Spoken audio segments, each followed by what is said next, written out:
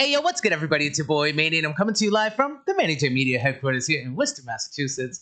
And I know I'm late. I was supposed to be on it too. We did get an email from our guest, who happens to be Kevin Levancy, the Chief Equity Officer for the City of Worcester. We got an email saying that he was running late, and just about, I think about 10 minutes ago or so, we got the call that unfortunately he's not going to be able to make it today. I'm so sad about that. I'm very disappointed. I actually took notes. I never do this. I was so excited. I actually got questions and stuff. I did my research, and I was all ready for him. But unfortunately, life happens. Things happen, and we are going to be rescheduling with him as soon as possible. John's actually working on it very hard right now, making sure that we can reschedule it to bring the Chief Equity Officer of Worcester to you. But why it's important to me is because of what his position represents, which is a position in the city, in the Diversity, Equity, and Inclusion Office, to bring that to the community, to jobs, to the city as it is overall. And that's everything from handicap accessibility to fair wages, to just so many things across the board in the city that I wanted him to be able to speak to, especially because it's a position that historically hasn't always done so well. Whether the people in those positions didn't feel like they were able to actually make moves and have their position impact or influence change, they ended up abandoning the position.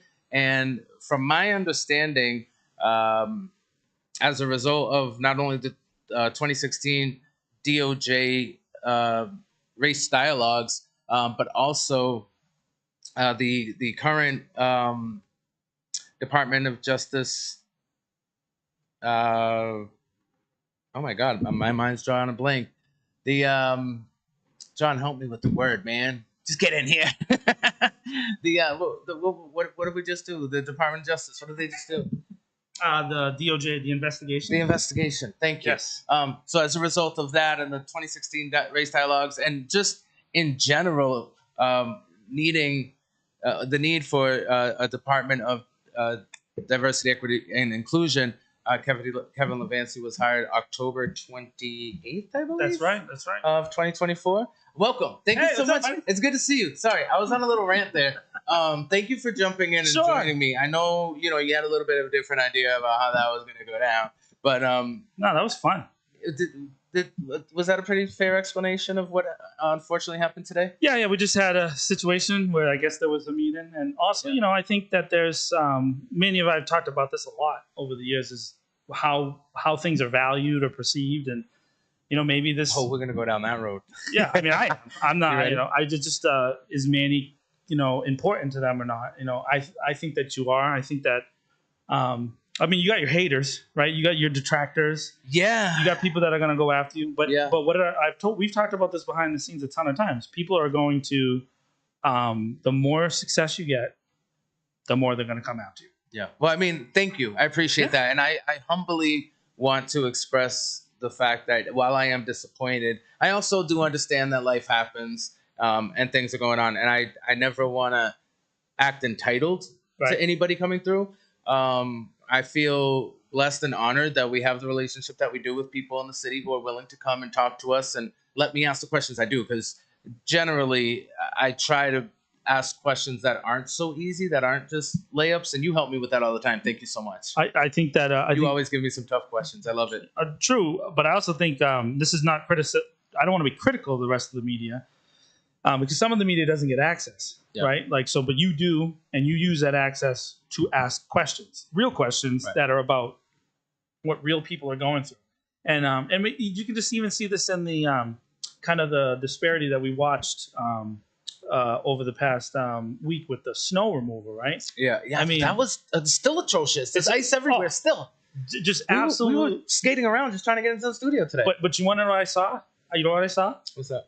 For maybe the first time in maybe 4 years since the last time we had a winter like this, I saw a united city of Worcester. Yeah, everyone was like, because everybody was miserable at the same time, right? Because the whole city, the west side, east side, north side, south side, everybody got wrecked, and because our city has for years just not really done a good job with snow management. Did you know that it snows every year, man? I did. I was the past couple of years tricked me a little bit.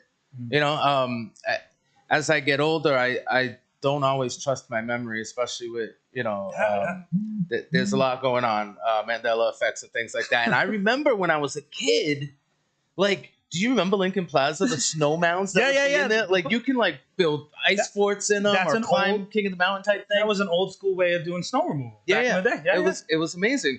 I don't see that anymore, so I did get tricked. What I will say is I'm very, very disappointed in the city of Worcester, and this is moving on from this. This has nothing to do with the chief equity officer anymore. We will get back to that because Snow apparently believes in DEI. But I mean, come on, I'm saying access, right? It snows on everybody. But did you see the sidewalks, like the ramps to get up? Like, how are wheelchairs getting around the city right now? Are they just driving in the street? Which, by the way, are narrower now. Yeah, that's what I've been experiencing is a lot of people walking in the streets, a lot of people unable to go on the sidewalk because they haven't been cleared. And I'm pretty sure that the businesses are supposed to be responsible. I know that at the church, they have this thing where there's a person that comes around, and if we haven't cleared the sidewalk, they'll say something to us. So the property owners are responsible for that. So landlords, get those shovels out, break them shovels out. Don't wait for it to melt because I saw in the forecast that we might get some more snow next week. So, it's supposed to melt. I mean, it is winter, so whatever. We got to. But it's almost March, right? And so we've had every bad winter. Normally, you have that like transition into March where it's not great, and so then now you're stuck with, the snow from February, and then on top of it, whatever comes from March. I know we're going to melt out in a couple of weeks, but Punxsutawney Phil just didn't do the right thing this year. Yeah, he was like, "You don't believe in me, right? Let me hold that." Oh man, it's terrible. I'm so cold. It's so cold. It is very cold. And I know we live in New England. I get it, but it's like the older I get, the less tolerance I have for it. It's terrible. In the chat, tell me how cold you are. Let's get some. Who's the coldest right now? Get in here. Yeah. Get some engagement. Clicks. Likes, there's at least shares, 4 people follows. I can see you. There's 2 of us, so there's at least 2 more. Oh yeah, maybe. So it's you, me, it's just us. You, me, Wanda, and no, my mom actually. Thank you for bringing it up. By the way, happy birthday, Wanda. My mom. Shout out to. You want to sing happy birthday to her? I don't know. No, but then we'll lose the 2 viewers we have. I can sing, bro. You know what I'm saying? All right, go ahead. Happy birthday to you. Happy birthday we're not to you. What do you mean? We are not singing. Happy birthday. Because I don't think we even have the rights. Happy birthday to you. That's you're gonna force me to do it. Love that. Absolutely. Clip that out, share it. Make that a reel. Are we gonna lose I don't know. I think we gained some. We're up to 7 now. Well, not the viewers, but I meant, are we going to lose any monetary value? Yeah. Maybe Facebook's going to say your video is sharing rights with some other rights. Who owns the rights to Happy Birthday? No, they do. That's why they don't sing it on TV. Boom. Yes, that's a thing.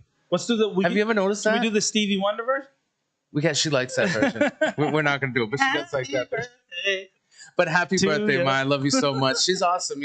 A big part of this show, a big part of... How are you getting comments on that? Oh, because I'm special, bro. You know what I'm saying? You got to click on the post, Hi, Casey. I love you. Hey, Casey. I don't know what happened. That's what I was trying to follow the post so I could see this the is riveting comments. Television content right now. Manny looking at his phone. I know. So if you're just joining us, we were supposed to be with the... Is that what I'm doing? Bro, I'm so white, diverse equity... You ever notice that? I just realized I'm white. Are you just figuring that out? John, I'm trying to figure out what DEI stands for right now. I can tell Diversity, equity, inclusion. It's very diverse at this table right now. It's very diverse. Yes. So I just really wanted to come on here to let you know that we are here. Yeah, we're here. And we are always ready. We're always... Where are we, by the way? Well, I was going to get to that in a second. But we're always ready to bring you exactly what I tell you I'm going to bring you. That's why I don't even do posts. Did you notice that? I don't post my guests until the day of the interview. Mm-hmm. And the reason why I do that is because ever since my days at Unity Radio, people would cancel last minute. And then I'd be like, wow, I just promoted that all week for nothing, It's funny. So this morning, Tommy went on 100 the Pike to talk about Solace and about the Dead of Winter Festival, right? But there was like a miscommunication because Mike thought I was going to be on. Oh, but he never was he sad that you weren't? Or did he no, he was fine. Him and Tommy had a great time. But what ended up happening is he's like a longtime radio guy. He decided he didn't post who was going to be on. He just said someone was coming on to talk about the festival. So that's, okay. you know, maybe that's what we should do. Maybe. Someone's coming on to talk about DEI. In this case, it was such a specific thing that, you know, because we're trying to do this Black History. One of the things that Manny's done since I've been involved is that he always wants to focus in February on at least some element of Black History Month. Yeah. We might have a surprise. We're very intentional on the guests next we select. Yeah, we definitely got a good surprise next Maybe. week. We've got to get those details for next week. Yeah. So I'm very intentional on who I select for the interviews, which, by the way, we're going to get to that. For the interviews, particularly like in Black History Month, I want it to be people who are representative or indicative of either Black history or currently making Black history. And I feel like, you know, Black history is being made every day. Same thing with Hispanic history, Hispanic Heritage Month. You know, I'm very intentional and focused on the guests that are representative of that as well, and all the way around. So we should be singing Sam Cooke all year. Yeah, I definitely should. You know what I should do is try to have some backups. Like, but how do you do that? It's hard to do. If someone doesn't show up, then you just slide someone else in like we did you. No, but this is related to this conversation, right? What we're trying to do is establish what your goal has always been to bring the community in, right? Yeah. Because the community has expressed, and when we say the community, we're talking about folks that are, you know, marginalized, have felt for years in Worcester. This is a very common theme for 40 years that they don't have access, and that there's only one or two people that regularly will bring their issues to the fore. So what Manny J Media was born of was this idea of you being able to share that information with your kids. Yeah. Right. So knowing that your sons were not going to have access in the way that you thought that they should, you brought this idea forward. And I remember the conversation. I'll never forget it. In Elm Park, you and I were taking our laps in Elm Park. By the way, shout out to Elm Park. It's like, what's that? I love Elm Park, bro. The oldest national park or something. Yeah. It's got some kind of some white privilege stuff right there. You know what I mean? Absolutely. So, but the point is that America Park. America. We should change it to yeah. I just realized did it hit? Did it just hit? We should take Allen Street to America Street. Yeah, right. Every street, every park. So the point is that you always had this goal, right, of bringing this information to folks. So then we try to work around it, but we have found trouble trying to get that information. And then on top of it, even when we do have access, we're criticized by people for not doing whatever their thing is, right? You know what I mean? I think one of the ones that always stuck out to me was the week that you talked to the city manager about the DOJ report. Someone from the Lincoln Street issues got in the chat and started criticizing you. Talking about my backbone. Yeah, because you weren't asking about the Lincoln Street thing. I was like, what does that have to do? To come and co-host with. Absolutely. And you're always invited to co-host in the comments, right? We invite everybody all the time. Hi, C. Yeah, one of our sponsors. Shout out to Aesthetics by C. Aesthetics by C. One of our sponsors. We appreciate you and all your support. Oh, God, I can't right now. I'll follow your comments. That's right. Go get some waxing done. Yeah, absolutely. Get some waxing done. Yeah. Go get your aesthetics. All your aesthetics. What's the thing? Fascia. Go get the fascia blaster. By C. Yeah, go get that done. Absolutely. We appreciate your support, though. You're so amazing. Make sure you say that you were sent by Manny, so then when we charge C up for the sponsorship, we can. All right, where were we before your ADHD kicked in? Because we were talking about the idea of access. In this particular case, we are in the middle of a conversation about diversity, equity, inclusion in our country. Right. That's why I was so stoked that he was going to be here. Not only is by the way, I got my job through DEI. Like national headlines. I mean, I think a lot of people did, but no, I'm saying with you, I got my job. I'm. Is it because you're a white guy? Yeah. It's like I need a little bit of white in my. I'm the token white guy. I'm not white enough. I need to get even whiter. No, but the reason I'm saying that I am a mess. And the reason I'm saying it is to point out the absurdity of what they're saying. Yeah. Right. So to be against something that's goal is to balance out the scales makes you look stupid. Now there's some people that love that, right? Especially you got them racists out there. They like, oh yeah, fire that guy. They get going because when you start positioning things, and then folks that are feeling it from economic things, they love to have something to attach onto that they can blame and be like, yeah, that's the thing that's doing it. But we all know that is not the thing that is doing it. what's doing it is we're in the middle of a massive transition. Yeah. And we have been for years and years and years. And what's crazy about DEI, and for anybody who has a complaint about it, hold on, pause. Shout out to Jeff Torres. Torres Group. Torres Group. We love you. We appreciate you. 2 sponsors in the chat. Watching. I love that. And that's what we love about our sponsors too. You know, we sidetrack. I gotta show my love to my sponsors. I don't get to talk about them often. And we don't have like a huge amount of sponsors, but there's a reason for that. Right, one, we are very intentional with our sponsors. Two, our sponsors actually support us. They do. Always have. And so after you get your wax done with C, go buy a house with Jeff. Right. And then fill that garage. Well, go take your car to 3B Auto is where I was going with that. Get an oil change. Go do it all. They got free brake pads going on right now. Shout out to 3B Auto. Shout out to 3B Auto. Shout out to our sponsors. Thank you so much. We appreciate you guys. And I'm sorry for going off on that tangent. But the DEI thing it's such a huge thing going on in America right now. I saw something, it might have been a headline, might have been a meme, whatever. But Trump himself has benefited from DEI. Of course. His kids, you know, and nepotism and things like that have all fall under the umbrella of DEI. So the thing is that it's become a catchphrase, which, you know, whenever you find someone saying, all right, I'm going to make this the other, I'm going to make this the enemy, then it becomes a catchphrase and you just use the letters, right? So DEI, right? But when you actually dive into what the purpose of it was, break down the letters, and start thinking about it. It's like, how can you be mad at that? It's not meant. Also, it goes back to like affirmative action and thinking through that. Now, process. Affirmative action, first of all, I'm all for affirmative action. Just that's me in a nutshell. But I just want to say I can understand people being mad at that. Like right, because that makes me say, oh, well, I understand how they can feel excluded. But the only reason people feel mad, Manny, is because they focus on the example, and they don't deal with the full narrative, right? So in the case of affirmative action, the point of it was to give access to folks who, again, were historically marginalized. Yeah. And by the way, even Trump talks about that, right? Yeah. He ran on that. No, I don't. I'm not agreeing with you. I don't know that. No, but he did. I mean, he tried to say to African American folks and Hispanic men that his version of this would help them get ahead.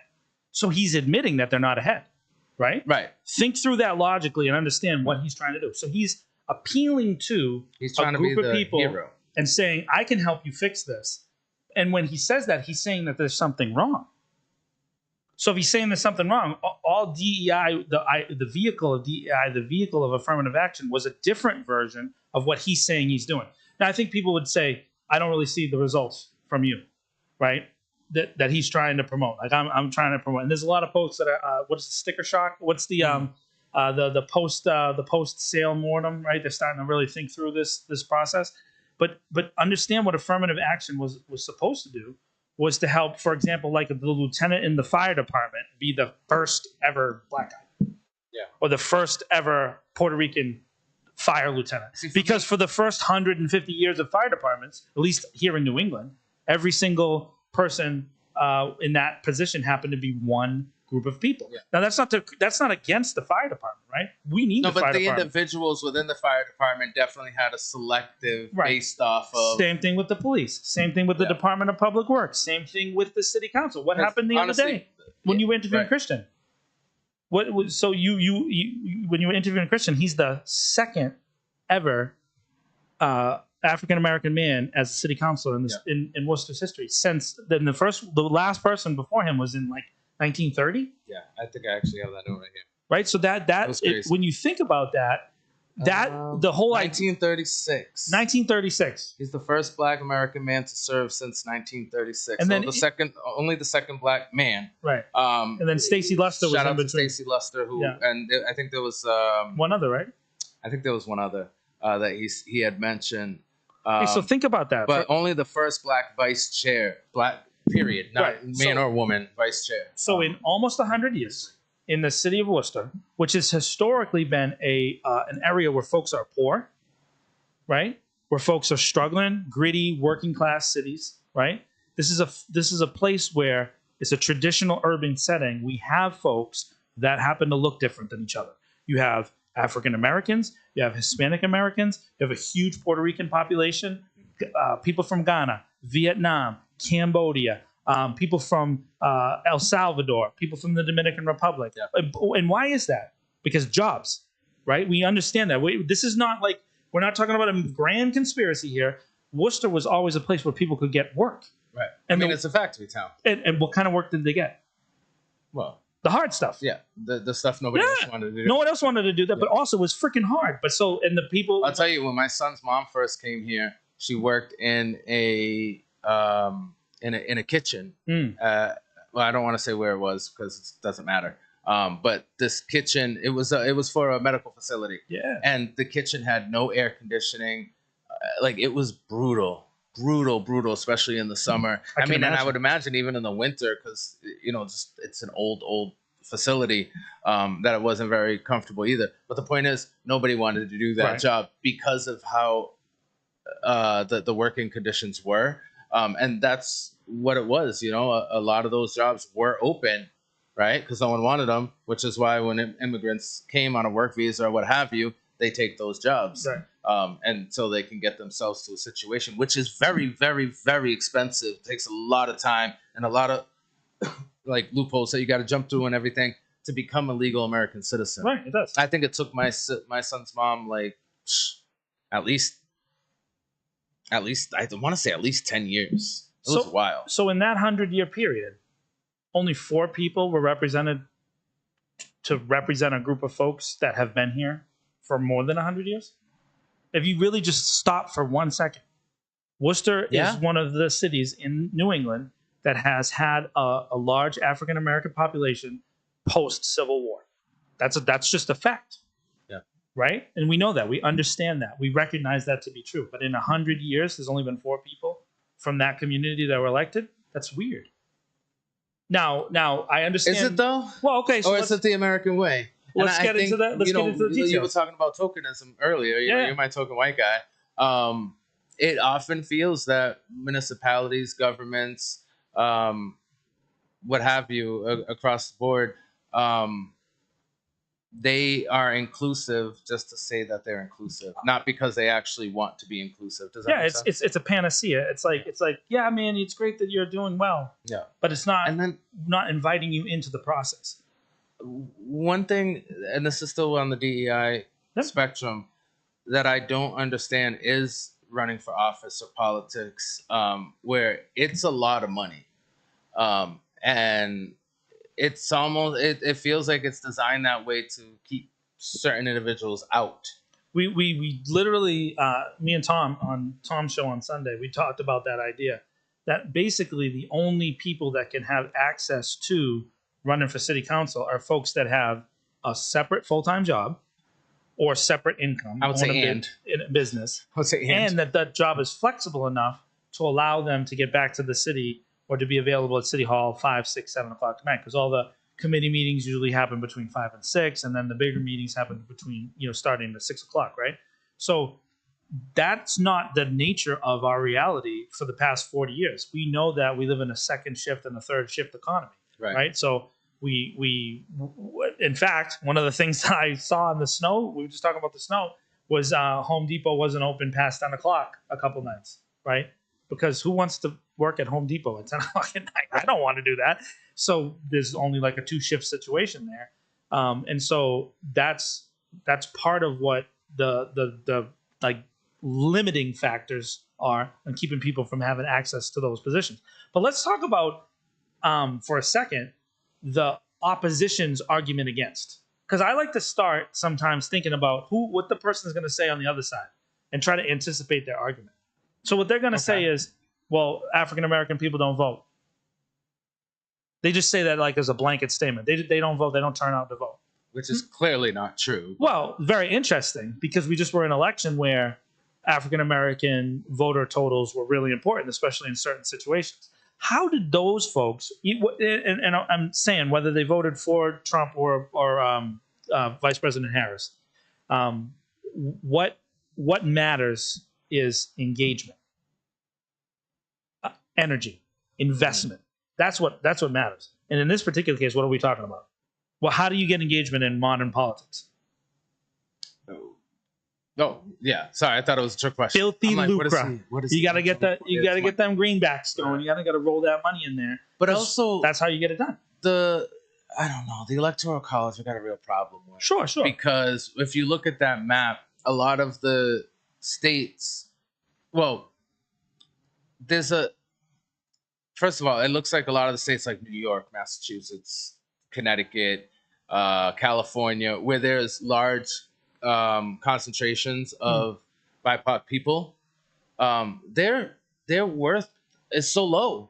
And then you go to like Idaho and it's like 36 points. So this is the interesting and there's thing. No people of color in Idaho. Well, maybe. So there's not very many people of color in Idaho. So how do you beat that? You want to know who you can blame for that? That's redlining. The Democrats. I know. You tell me all the time. No, not the Democrats. No. The early leaders in New England and New York.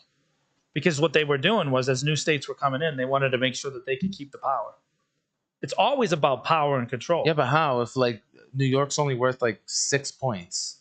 So New York's worth a lot because it's high population numbers.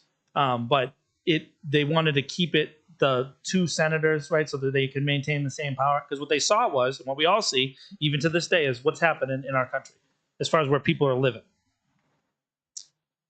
Where do you want to live? Like if you in a perfect universe, right? If you were gonna move out of Massachusetts, where are you gonna move? Just answer the question. Think about it. Where would you want to go? Dreamland. I've thought of a lot of places, so I don't So, but what are the factors that attract you? I mean, I think what is it, Bora Bora? Warm weather, dude. Yeah. Right? Yeah. Warm weather. So beautiful tropical waters. Where are our population centers exploding? All over the country. Warm weather places. So you think that the folks back then didn't realize that? It's because it's been snowing here for a long time, right? Yeah. So folks are pushing out towards that area. So the people that were losing population, right, were worried about that and wanted to try to control it, right? So when they were designing the system, they designed this system to maintain power and control.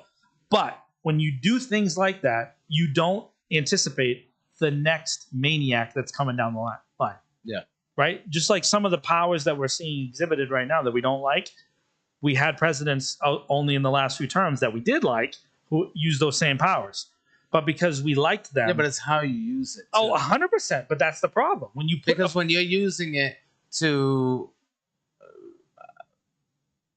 be problematic and hurt people and marginalize them even further, or forget marginalize, completely push them out of the picture, that's crazy. It is crazy.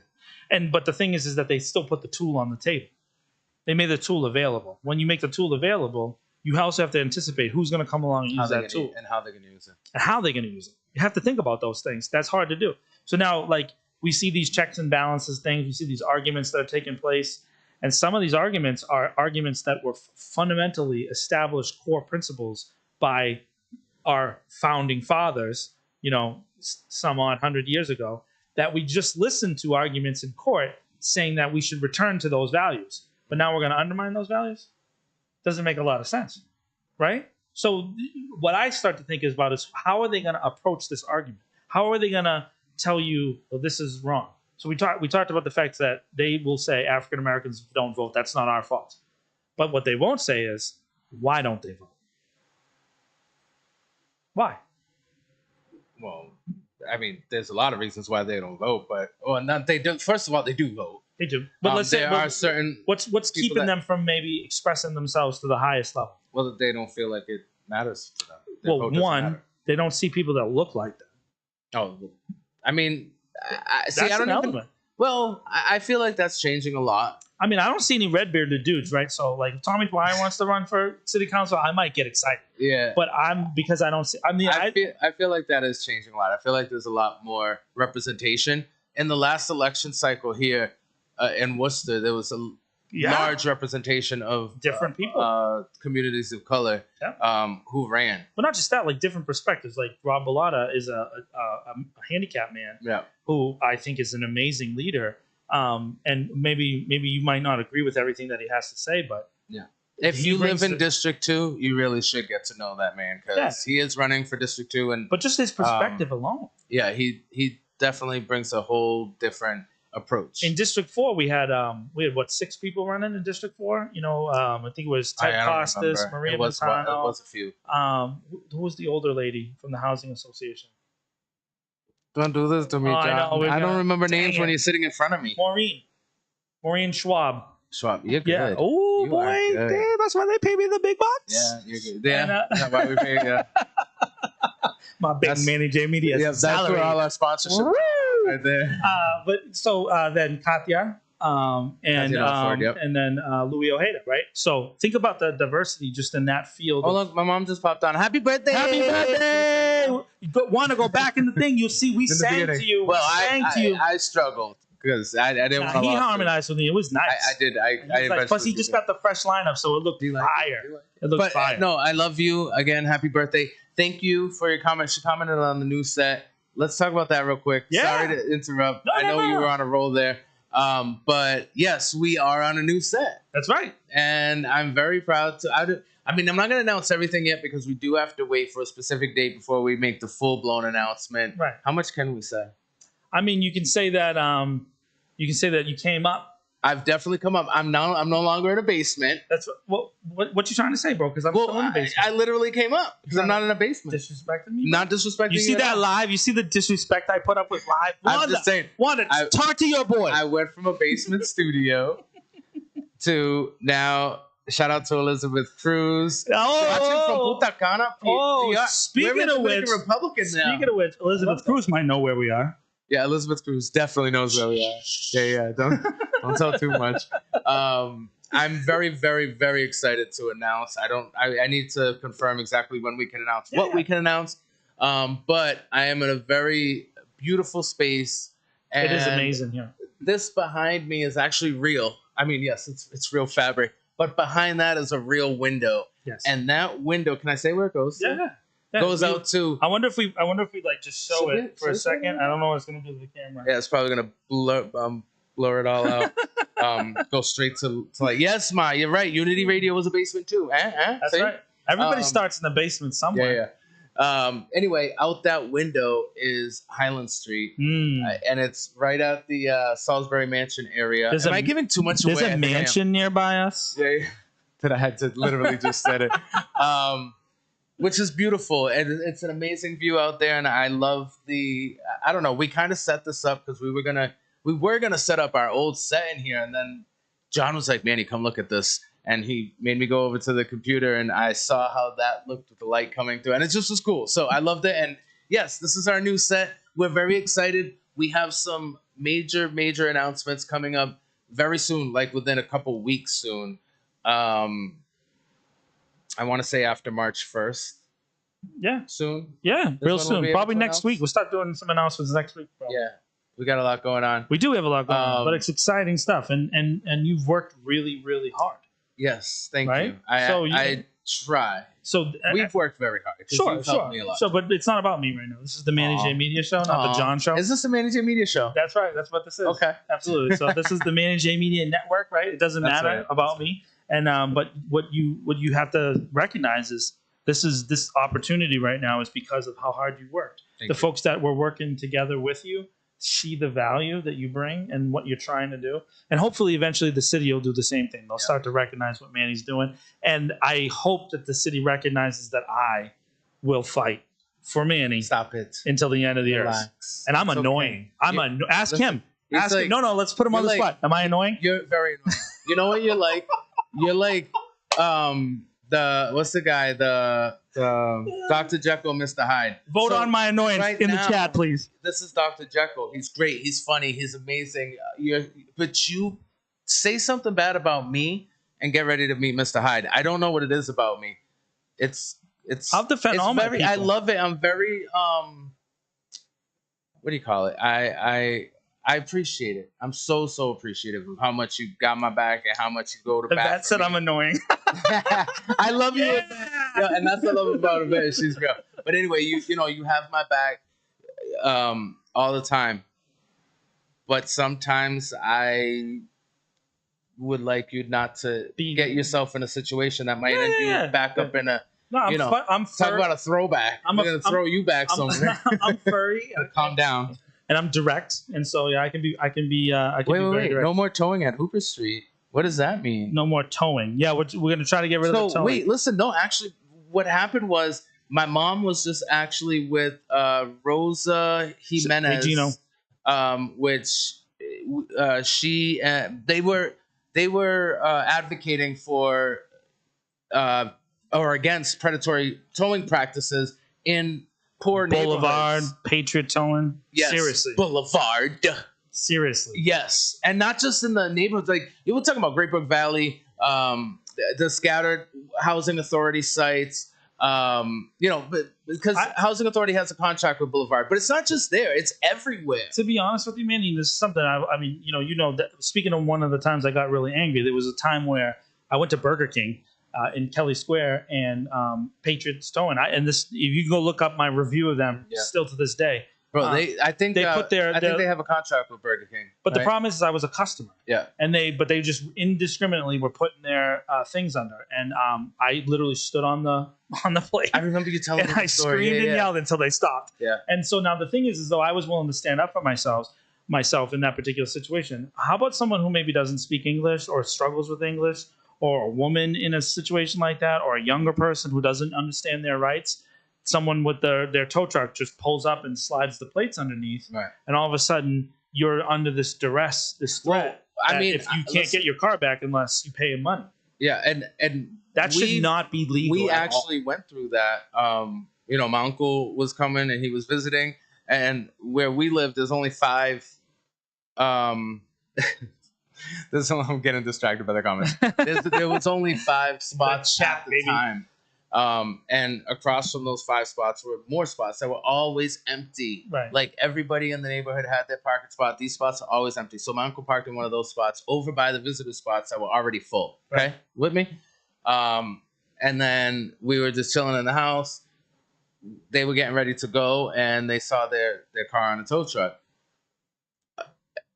My mom does this. She fights for people's rights, especially in the Worcester Housing Authority, my whole life. Yep. This is what she does. And even she couldn't go out and talk to these people or make sense of what was going on. To the fact where we recently found out we were even overcharged. And I could say that legally because I have a receipt. We were overcharged a drop fee. So here's the thing. So imagine somebody who I can. They're not able to advocate for themselves. And it's based in, again, this overarching ADHD conversation between Manny and I, because we get distracted. It has a real point, though. No, it has shiny thing. So we're in the middle of this diversity, equity, and inclusion conversation, right? Where people are attacking it and saying that it's bad or not good. So in housing, specifically public housing in New England, now I don't know the rest of the country. I'm just focused on New England, and particularly in Worcester. Who are the folks that live in public housing in Worcester most of the time? Poor people. Poor people, right? People of color, older people, right? People that just don't have as much. Yeah. So Worcester Housing knows that. And the Housing Authority in Massachusetts knows that. And they've established policy. It's not to say every person who works in the Housing Authority is bad. But overall, they have a value system that you can see clearly exhibited in a policy like this. Yeah. This policy says that you and your family are not smart enough to handle parking. That's what it comes down to. Right. And it has to be enforced so ruthlessly that if you happen to have a family gathering, you can't. Yeah. And you know what's wild? And that's the thing. And there have been DEI times where there was a parking situation and there was vehicles that were there that clearly weren't from the neighborhood. They weren't friends or family, because we all know each other, so we check in with each other. And we call the housing authority. We're like, hey, this vehicle isn't from here. We don't know what's going on. We need there's nothing we can do about that. Right. So there's nothing they can do when we complain, but they can indiscriminately go and just pull cars whenever they feel like it. One of the crazy examples too was we had parked in front of my house, in front of my apartment. So I live in townhouses, okay? And so we had parked right in front of the apartment door to unload groceries. Right. And after we unloaded groceries, because there was a lot of groceries, we just closed the doors and and yes, I guess I shouldn't have done it in retrospect, but Why? I Why just can't you? I was taking a break before I went and parked the car, and they towed it saying it was a fire lane. And the crazy thing is, there's no marking on the ground that says it's a fire lane. But this is what I'm saying. Why is it? Why? Okay. And this I is live on nickel and the diming for people. I live on Irving Street. Okay. There's a car, and I live right near the school administration building. Right. So I'm right down the street from that. There's a car that has been parked on Irving Street for 4 years. Yeah. For 4 years, and it has never moved. And if you go by Irving Street right now, in between 32 and 34 Irving Street, there is a pile of snow surrounding that car, and this happens every single winter. And we know about it. This car has been picture snapped, 311 app, all this other stuff. All the landlords have tried to get it out, but the city has a value system that they exhibit. Yeah. And so the state is doing the same thing here. And so why is it that you can't tow in one place, but in another place you instantaneously tow because you sat down? Wow. Or you sat down in front of your house. So what? Yeah. Why is the government involved in that? Now, when we really need the government to do stuff, to fix stuff, they're like, well, we can't. Hey, we got to think about it. We got to go into a committee. We got to think about it.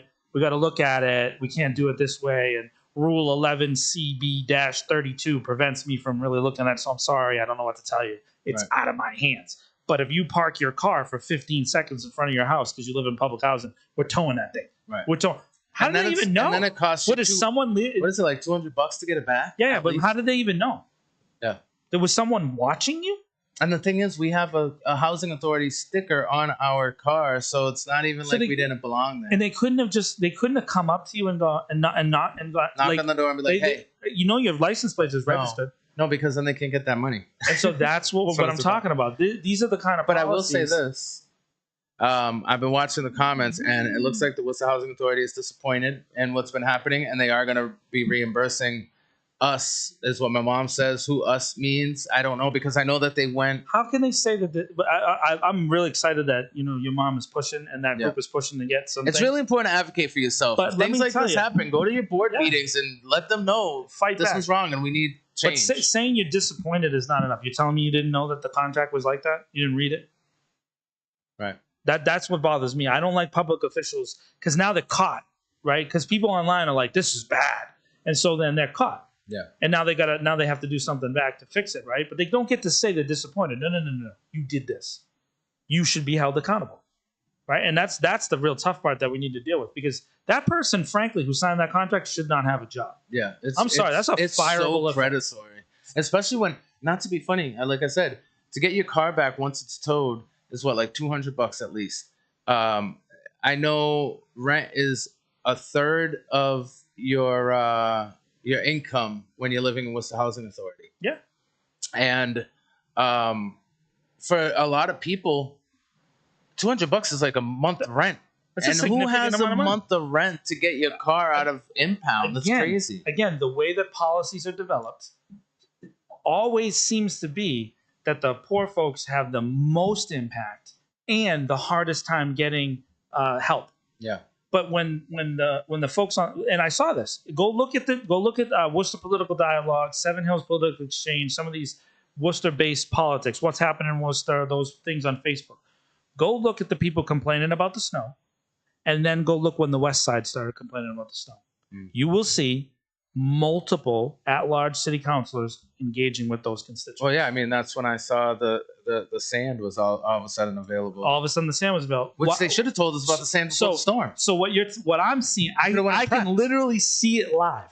That you, as an at-large city councilor, and you know exactly who I'm talking about, you only respond to certain constituents. You don't respond to the whole city, because people were talking about this for days and days. That I agree days. with, but I also don't think it's just one. No. I'm not. I think it's multiple. Yeah, it's one. But in this particular case, there's one particular person who responded directly to a specific constituent.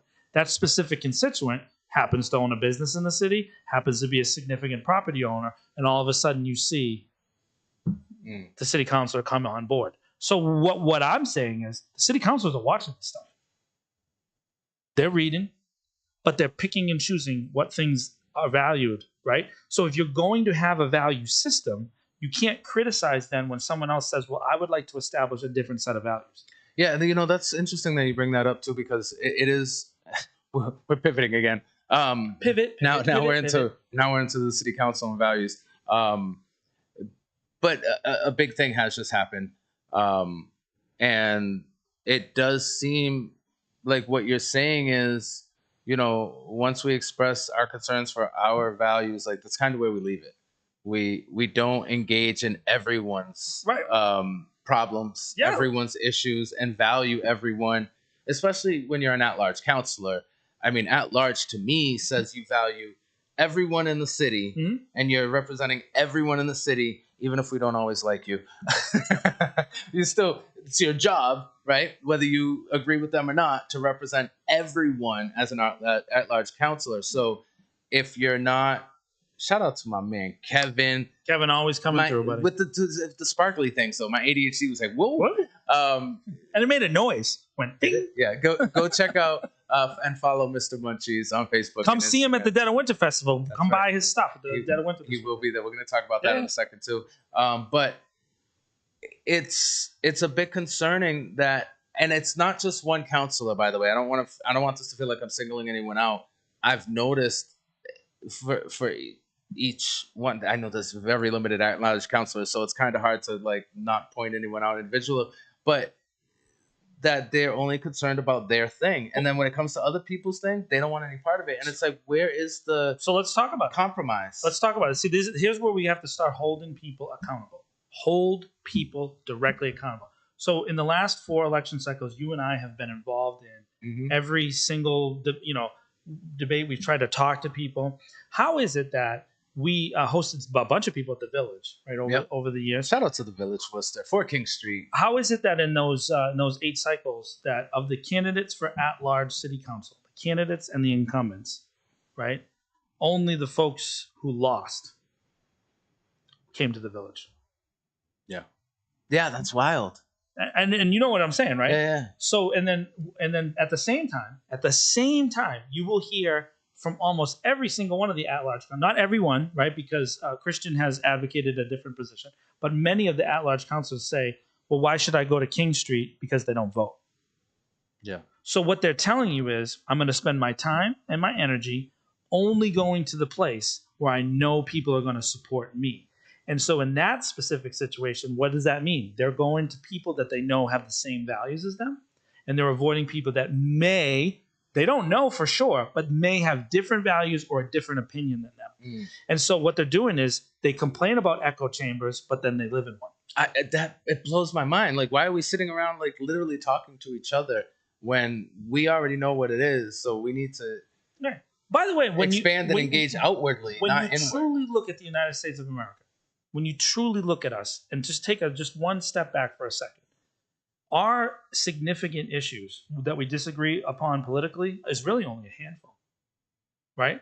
Now, there's specific smaller things that are connected to those handful of issues, but those handful of issues, though, are used to divide us and keep us separate and keep us from ever really getting together. Why? When you think about it, why is that the way that it needs to be?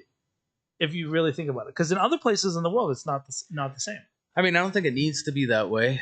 I think that we obviously choose to make it that way. Did you choose? I mean, I personally didn't, but I think there's a big racial component to it. Yeah, sure. I feel like there's a systemic racist. But let's talk about Massachusetts. Element here in Massachusetts, it's been I don't know. I feel like Massachusetts is one of the most closeted racist states in the world. I'm not even. So we've talked about this before, right? Since 1959. The Democrats have had a supermajority in the both houses of Congress in the state, right? And so every single law in Massachusetts since 1959 that's been passed, every policy, every law has been approved by the Democrats. Yeah. So, but some of those policies right now that we're talking about are fundamentally, systemically biased towards certain groups, right? Yeah. We know this, right? Because our own state senator, Robin Kennedy, who you covered at her town hall just a few weeks ago, said that there's a ton of laws on the books that have been passed in the last few decades, I quote, that are systemically and irretrievably. She used the phrase irretrievably broken. Wow. Who passed those? I mean, clearly. So now we're getting into it, right? So it's like we have folks who say, like Mayor Petty, 2 weeks ago, he said, "We know who our enemy is down in Washington." Yeah, I was that. Do we? That one threw me for a bit of a loop. Because what was he appealing to when he said that? Well, I mean, I think it was like media masses. You know what I mean? People who follow headlines, because that's. I mean, I know the figurehead for who our enemy is. Yeah, I can give him that. But our enemy is definitely a lot more than just one person. It's not just it's one. It's well, my enemy. I'm not gonna speak our enemy because I don't know who your enemy might be. I think my enemy. My enemy is anybody who wants to assert some kind of harmful privilege against other people to benefit themselves. Yeah. If that's what you want to do, then there's something fundamentally wrong about you. And I don't know. This might be prejudice. I have these problems on. I guess maybe I don't. Nope. Yeah. Stop the sneeze. This might be prejudice, but I feel like people with money. So people with money want to do what? When you have money, what do you want to do with it? You want to, well, not only keep your money, but grow your money. You want to get more money, and not like the more money you make, the less money I'm able to make because you're taking from that money. I don't know. I just feel like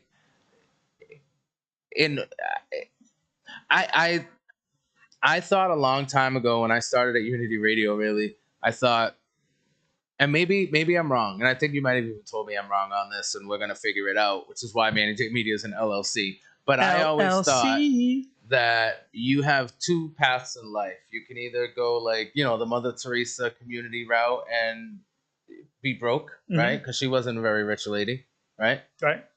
Or you can go the business, the right. Rockefeller route, right? You know what I mean? Oh, I'm glad you brought that up. Yeah. That's a great name. Listen, I was trying not to use like the name that everyone assumes, but you know what I'm saying? Yeah. So you know what the biggest nonprofit in the world is? What's that? The Rockefeller Foundation. And they're bazillionaires. What do they do? Exactly. What do they do? That's what I'm saying. I feel like they do a lot of museums, right? That's not a bad analogy, actually. A lot of shout out to Mr. Luster in the chat. Anyway. So a lot of museums, a lot of preserving statues. Yeah. A lot of stuff like that. A lot of gazebos being built around the world. A lot of funds being set up for legacies and things like that. Right, but it seems like a laundering service. Sure. You know what I mean? We're just laundering money. You know the second biggest nonprofit in the world is? Oh. The National Football League. What? You didn't know that, did you? What? The National Football League is a registered 501c3 charity. Stop it. They make a lot of money. How do you make a lot of money? Why aren't we a 501c3? Because I believe. Oh, because they're not doing it the right way. They're not doing it. I think that the system is immoral. Gotcha. Wrong. The reason that we became an LLC, and I have no problem saying this, is that Manny. We're putting all that business out there. No. Manny has been through some things. This is a good thing. He's been through some things with other people, and I also have my own personal background, and my belief system pushed me to make sure that Manny knew that I would never try to harm him in any way. And so I put the business in his name, and I formed it in his name so he would have a legacy that he could retain. Because of that conversation at Elm Park, walking around talking about your sons. And so that has never left me. Now, there's been disagreements and arguments and all kinds of different things around how we would structure and how we handle it. But fundamentally, it's because I'm your friend. Yeah. And a friend does the right thing. A friend does things. And you want to know what? I've benefited greatly from my relationship with you. And so there's no reason why I shouldn't do the right thing every single time. And now, on the books, this is your name and it is your company. Yeah. Now, I can vouch for that. I'm the only one who... But I'm proud. I'm proud of that. And I should be. And that's and isn't that something to like want to do in your life? To like gain, like being honorable? Now, do we make a lot of money? Yeah. No, so I mean, well, it feels pretty non-profit. I don't want to laugh in the faces of our amazing, beautiful sponsors. We have not lost a lot, We're doing okay, which is a great thing. but are we balling? Not at all. Are we out there dipping our toes in ice? Not even a little bit. Not even a little. But we love this, and we show up all the time. Shout out to 3-6 Mafia. That one went over my head. Now you guys have no idea that I would know that, but it's okay. Never mind. That's our DEI coming in. DEI guy, token white guy who knows about 3-6 Mafia. Dipping my toes in ice. Anyways, so no, but it always struck me as watching nonprofits in the city, some really, really big nonprofits, constantly gain money from the government and money from people and all that other stuff. And it never really seemed to affect the communities they were supposedly serving, right? Right. Versus some other charities that don't receive as much. Or nonprofits, like the Village, for example, is a nonprofit who do amazing things. And I don't see Shai's out there rolling. She's not not even a little bit. You know what I'm saying? No, I mean, she's doing fine for herself. I'm not trying to be in her pockets. All I'm trying to say is, because if she is, I'd like half. The money that is going to the Village. Shout out to the Village. You can actually see just when you walk in the place, it going back out to the Village. Exactly. You know, and that's how it should be. You but can unfortunately, see it, now everybody remembers Stone Soup, but pre-Stone Soup. Let's go even further, right? If you are from the city of Worcester, like I'm not, I know I wasn't born here. I know I grew up a little bit in Boston, but I've been here basically since I was a kid, and so I've been to King Street. I've been there around there my whole life. I know exactly what that building was, and it was a place where generational harm was exhibited on a regular basis. And that family has committed themselves to a building that no one else cared about, and they have cleansed that place and made it a home. Yeah. And it doesn't matter if you agree with their politics. I give two craps about that. That doesn't mean anything. When I go there, I feel welcomed and loved. Yeah. Fact. Right? And that's what you would say is an investment into the community. Okay, so there's something that we can see. Now, you maybe disagree with some of the ways it's been done. It doesn't mean anything, though. You're in the. I mean, you don't have to be a part of it if you don't agree with it. If you don't want to be a part of it, don't go. Yeah, there's so much programming and there's so much education. There's so much resources that the Village provides every single day to the community. But also, I see they painted it. They care for the porch. They try to fix the doors. They work inside and try to keep they're keeping the building up. They care for the place that they have invested their lives into. And if you can't take a step back from whatever politics, faith, blah, blah, blah, blah, blah, whatever you're feeling is necessary, you need to express yourself in that moment and view that building, and you're from Worcester and you can't look and see what they've done there, you're just delusional. Yeah. And so then in this case, now I don't even want to have a conversation with you. Your opinion has now been reduced in my own mind because you can't see in front of you what it is. And listen, I'm a Christian man. I love Jesus. I go to church. I serve at a church, right? And I have no problem talking about it. And the folks at the Village might not agree with me. Are churches technically nonprofits? Yeah, of course. Yeah, okay. And they've benefited from that status for many, many years, right? Now, so what I want to say though, there is, I see y'all, some of y'all, especially the Catholic Church, man, y'all be doing driving around. And, I see them gold chains. You know what I'm saying? Cups, you know what I mean? No, I don't want to offend our Catholic audience now. having helicopters. No, I'm just kidding. So, but what I'm saying, St. Francis, man, St. Francis. That's where y'all should be at, right? Everybody should be in that kind of space. But what I'm saying is that maybe you go. You know, I'm Irish. I grew up with Celtic music and like that kind of stuff. Sea chanting and step dancing and all that kind of stuff. If you go to the Village, you're not gonna see someone in little buckled shoes doing the Irish step dance, right? Because to be honest with you, I like Irish step dance. Shout out to Tommy Dwyer and his girls doing the step dance. I know. Are they gonna be at the St. Patrick's Day parade? Maybe. I know they did it a couple times. You know what I'm saying? But the point, it's definitely cool in its element, but it's also cool to go and sit in the drum circle and get the bath, the sound bath thing. I mean, I've sat in that circle. I've been in that room. Well, it's just cathartic. I mean, there's something about drums and beats that just hit you. It's different. Yeah.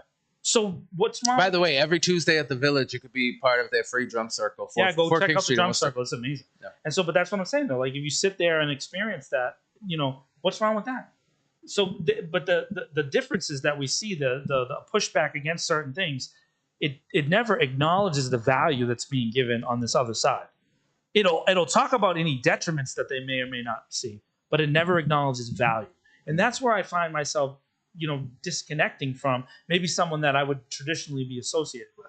Like you would say, oh, well, John is probably going to fall into this political camp or in this thought or this ideological, thought process. But I can't help but observe with my own eyes that are in my face and say, hey, that person's trying to do the right thing. Yeah, I'm going to be honest with you. You definitely. I don't know if it's because of my perspective and basically my experience and maybe even some of my trauma in the world. But you see things a lot differently than I do. So I not maybe not even differently, but you see a lot different things than I do. Does that make sense? Sure. Because we're looking for different things. Yeah. I'm with that. You irritate the crap out of me sometimes. We get into some, again, votes in the chat. How annoying is John? Vote. Yeah. Get those votes in. We get into some I bet already checked this. Some disagreements. But do you feel that I love you? I do feel you love me. But I also feel like I learn a lot, even though I don't always appreciate or want to know certain sides of things, especially when they don't necessarily align with my narrative, right? Especially or how whatever I've always seen. Especially if someone's been hitting you with that emergency button, right? Well, yeah, and emergency. Yeah, and you're altering my reality, and that can be scary. Sure. Sure. And makes sense. Could be like I don't want to embrace the things I've always hated because now, things have changed a little bit where I can maybe start to embrace those things. Does that make sense? So Tommy just texted. He's on his way. Is he coming? Yeah. I'm so excited. Are we just gonna keep babbling? I mean, we might as well. Here? Why not? He's a few minutes away, so we'll just have him come on in. Yeah. He'll jump right in. So what I was saying though is, you've said you've been teaching me a lot lately about Republicans and Democrats, and I gotta say what was just said in the comments, crack and cocaine, right? It's all the same. So the stuff. That's a great. And I don't. Hold on one second. I just want to finish this thought. I've always been afraid to not agree with the Democrats, I think is what I'm trying to say. And I've always, because I don't want that to make me look like a Republican, I guess. And also I don't want, I'm afraid to agree with Republicans because I feel like that's anti my community. I'm with because that. I feel like Republicans have always been anti-poor. Democrats have always, provided that safety net. So, but that's not reality. And it's a struggle. Can you tell? It is a struggle. So let me tell you that, you know what that is though? You just expressed, I think this is really important. I think people should, this is just a theory of John's, but what you just talked about was branding. Branding, right? So the Democrats have a brand, the Republicans have a brand. But within the context of those two distinct frameworks are policies that don't always line up. And sometimes they line up exactly the same. For example, there's a law that's passed every single year. It's called the NDA. That's the National Defense something agreement. I thought it was non-disclosure agreement. Anyways, the ND, whatever, National Defense Law. Non-disclosure agreement. It's a continuing. It's what's called. The technical term for it is a CR, or continuing resolution. And what it does is it funds the military budget. So since 1967, it has passed almost unanimously every single year. Okay. So I always want to point out that, man, they disagree on all these other things, but man, they come to an agreement on that every single year. Why? Now, this is not a criticism of our folks that are overseas. Well, the answer to that question has been the answer to every other question today, and that is money. It's money, right? Yeah. Of course. And so, and now, what we're seeing at a national level, realistically, isn't someone saying that they're going to take money away. That's not what's being said. What you have to look at it is they're saying they're going to move the money to a different place. No. Oh yeah. That's not what I'm hearing. Because listen. The money's not going to be spent. Listen. Right? It's still going to be spent. It is going to be spent. Right? But it's going to be spent in a way that they think is more and then important. And so people fight back, right? Yeah. Whoa, but this is how we think we should spend it. No, this is how we think we should spend it. And what you're talking about is a change in the way that we're allowed to talk now. So for the past 12 years almost, what we have heard in our faces on a regular basis is it's okay to say to somebody who happens to be Hispanic, I can use words that are mean to you because I have freedom of speech. So you can't stop me from saying bad words to you. You just have to toughen up, Manny. Or if a black man is here, I can use this particular word that we all know is a word that has power and invective and pain attached to it. But we're going to say it's okay for me to say it because I have free speech rights. When did that change? When did we go from being kind to each other to being willing to be just attacking all the time? And the answer is we never were kind to each other. We never were. What's happening is that our generation... I don't like that blanket statement because I'm kind. You might be kind, but our generation is now engaging in the struggle of power, the consistent and regular movement and changing. And so it's up to us right now, our generation and the generation that's coming after us, it's up to us to say we stand for people or not. So don't you think it's time for a revolution? I mean, so the thing is that there's honestly, never been shouldn't we just get rid of the two-party system? Yeah, sure. How are you going to do it? I know that's what we're talking about. Oh, so but what are they going to tell you? Well, there's no room for political violence, right? That's what they're going to say. But how do change? How do countries get changed? How do kings get toppled? How do things happen? Maybe that is in our future, and I hope it wouldn't go to violence. I hope not. But by the way, historically the way it's been. But also for many communities in our nation, there's never been a stop of violence experienced by their communities. So what the people that are saying we don't want political violence are communities that have been safe for many years. They haven't had that come to their door. But folks that are dealing with the struggles, that are dealing with the things, and I'm not just talking about folks that are black and brown, but they have definitely been hurt for many, many years. I'm talking about the poor. It's generally the poor as a group, like as an umbrella organization. If you're going to take an umbrella, you'd say the poor people suffer the most. But the fact is for generation upon generation, African American men, when they go out at night and they speed, they have to fear that they might die. That's not... Or not even speed. I've never had to walk down the street. I've never had to feel that. So that's a difference. It's a fundamental difference, and you cannot deny that. Now, remember what I said. Anticipate the argument of the other side. Anticipate their argument. They're going to be like, it's not that bad. It's not as bad as you say. Statistically, it's only 1 in 100. It shouldn't be 1 at all. Right. No one should ever feel that way. -1 is too many. It should never be even a thought. Yeah. We should never have a child. There should never be a single child in this earth who feels pain because leaders can't get it right. Now you see, I took a very broad approach to that. I didn't say because they did this or they did. I'm saying children should not feel pain from the failures of adults. If you fail, and at least not just one adult, the whole government full of adults. Yeah, whole government full of adults. Governments doing the wrong thing on a consistent basis. That no one should ever feel like that. Meaning no one should. Yeah. No child at all. And I know that. I experienced pain as a child. Now that you bring that up, I wonder if that is one of the solutions. I'm sounding so wrong today. But I'm just trying to think of other ways to deal with things. Like this whole immigration thing has me...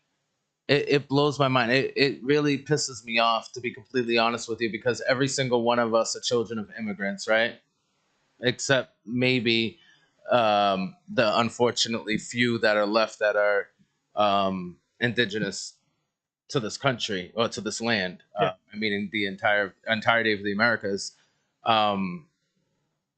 We're all children of immigrants. I mean, I am. By the way, this law, this birthright citizenship. Hello. Yeah, it's crazy. My mom smuggled herself over here, guys. It's wild, and that's the thing is and maybe I'm wrong, but Irish people, Scandinavian, Norwegian, whatever, all those white countries. Yeah, they're not even. Or maybe they are being questioned. I don't know. I mean, I've never been stopped. But I haven't seen ICE agents looking for illegal. It seems to be going after Scandinavians. Yeah. And so or Irish. Let me just point it out. I mean, this is not. I mean, I have cousins here right now that came over here. The back door. It is what it is. Cousins related to me directly. Yeah. My mom and my dad both came over here when they were young without papers. Yeah. It is what it is. And so, and my dad, I don't think I remember talking to my dad about this. He didn't get his Why papers. does it have to be a crime, though? No, but yeah, that's what I'm saying. For him, he got his papers when he signed up for Vietnam. So when he became a soldier, I think is a fair exchange. They did something and boom, then he was all set from that. You go to the military, you get automatic citizenship. You're good to go, right? So, but he didn't. When I was born, my parents didn't have their papers. So does that mean am I a dreamer? I just realized maybe I'm a dreamer. I mean, now, I don't know. But I didn't have any issues with that. All my birth certificates, all my papers and stuff like that are in line and were easy to get to. I think my mom got handed the birth certificate like while she was in the hospital. What you're talking about is evaluating. Again, it goes back just to the same conversation we had about the parking thing. Anything. You're saying that you don't value a certain group over another group, and you want them to have to be subject to rules and regulations that make it more difficult for them to access. Not just make it more difficult, but make them criminals. Yes. You're making them criminals. No person's That's illegal. Crazy work. And then you always argue the way that you do this, and this is a traditional political maneuver. You always argue from the extremes. Always go from the extremes. So in this case, did an immigrant come over here and commit a crime? Sure. Yeah, that happens all the time. But they are not the majority of people. They're not even they're the exception to the rule. No. But to get people riled up, you argue from the extremes. You go to the extreme point. You say, look at that guy. He did this bad thing. And then you pass a law. You put the name of the person who was murdered on the law, and you make it like all about that. But the thing is that doesn't fix the fundamental issue. Of course, we don't want folks that are coming over here raping and killing kids. We don't want that. Right. But that's not the majority. It's the exception. You don't legislate from the exception. And by the way, guess what? Do you want to know something? It was already illegal. Right. And on top of it, murder's illegal, guys. I don't know if you knew. We have that happening every day in our own country by our own citizens. And more American citizens are murdering, raping, and doing all the other craziness than immigrants are. Like, right? Yeah. I mean, bro, they made an entire industry out of cold case files, bro. There's an entire industry of white women watching shows on TV about murderers doing weird stuff and never being caught. Yeah. So to put out that fear mongering that it's just immigrants. Shout out to my white ladies. Which I'm not saying that there isn't problems with the immigration process, but I feel like the problems aren't caused by the people who need the process. It's caused by the people who are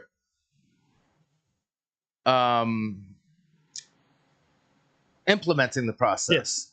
And I think that is done in a way to deter people who need to go through the process for whatever reason, probably racist reasons, because that's what my mind goes. Of course. And just like keep out the Browns, and you know what I mean. And it is what it is. But you're not really against the Browns, right? In the end, right? You know that's not true. Those folks that are out there. No, watching, I don't think it has anything to do with that. I think that's a great way to politicize votes. Not only that, though, but there's another thing that's connected to it, too. You know what they like to do is you create this thing called the other, right? So the other is bad. But then the other is not ever personified. You don't know who that other is, right? So you don't have an idea of their life and their values and what they went through and their struggles. And by the way, I'm not of the mind that we need to take every bad guy in history and figure out why they became bad. Sometimes bad guys are just bad guys, right? Or that we know that. And speaking of that, why aren't we criminalizing those bad guys? Like, I mean, I don't know how much trouble I'm going to get in for this, but like, how are we treating Vladimir Putin like he's a great leader and this guy that we could work with, yet we're treating women, children, young men who are literally just fleeing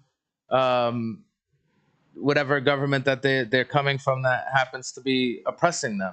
We treat them more like criminals than these people who are actually doing criminal acts. Oh, because somewhere in the back of their mind, they look at this guy and they look at his values and they look at his ethnicity, maybe his religion, and they think that there's somewhere in there that they can find like an agreement, or they can become comfortable with what he's saying and doing.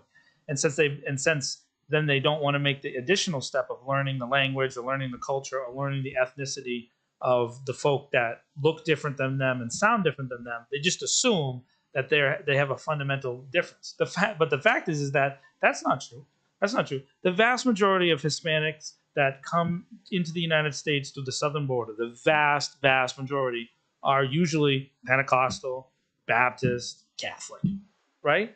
So they probably have very similar values. The only difference is they look different and they sound different. That's it. Yeah. It's only different. You know, what's his name? I know he's popular right now, but Elon Musk, right? He's all over the news constantly. Got to deal with this guy all the time. He calls himself a free speech absolutist. So let's break that down for 1 second. If you're a free speech absolutist and you believe in 100% in free speech, doesn't that mean that a person has the right to choose what language they speak it in? Yeah, you would think so. Yeah. Isn't language part of speech? Yeah, 100%. So if you're sitting watching or you're talking to me later on and you're like, wow, they need to speak English, you are not a free speech person. Fact. You are a hypocrite and you're fundamentally illogical. No, you just haven't thought it out, that extra step. If you believe in free speech, that means they should be able to say it in Spanish. Hola, ¿cómo está? ¿Cómo está, Manny? Bien, gracias. ¿Y tú? Bien, mucho bien. Stop Mi it. vida es excelente. Do not test my Spanish skills online. Mi acento es muy perfecto. Yeah, I mean, but I go to church around Hispanic people all the time. You are completely surrounded by Latinos. Immersion creates a feeling of familiarity, right? So then you start to like feel things. But I mean, look at me. Have I changed? Do I look different? Right? Do I look different? No. I'm a wild-haired, red-bearded nut job. Right? We all know that. Oh, I think our guest is here. Yeah, he is. So I'm going to step off. It was good enjoying you. Are we going to cut this off and bring in? I think I'm going to throw the commercial on real quick, but you're going to have another guest right after. Manny's going to wrap it up.